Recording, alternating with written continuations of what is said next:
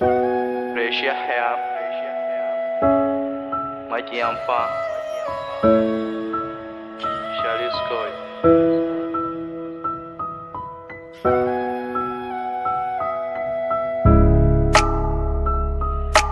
Lafiya,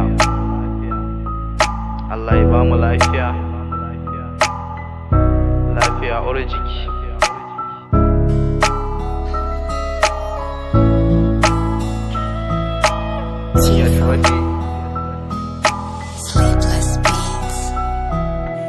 Ina na a ɗaki a kwance ina a ni ɗaya yadda na ga rana dare haka na ga safiya ko daga abinci bana iya cin loma ɗaya gaba ɗaya jikina babu ƙarfi ban da lafiya babu wanda zai zo gani na sai masun gaskiya wanda daɗi wahala muna nan dai a ko ɗaya lafiya uwar jiki sai da ita za a komai dukkanin wani aiki na shaida sai da lafiya dagewa wurin ibada ma wannan lafiya zuwa neman ilimi ma wannan sai da lafiya neman aiki lafiya ma'aikata lafiya muna roƙon Allah ubangiji ƙara lafiya wani na da lafiyar amma bai mai da hankali ba zana je neman arziki ba wai dan neman siya ba cikin jama'a na zamto wanda ake wa mara ba in dage wurin ibada zunubai na ta tuba Allah ba mu lafiya, Allah ba mu lafiya, lafiya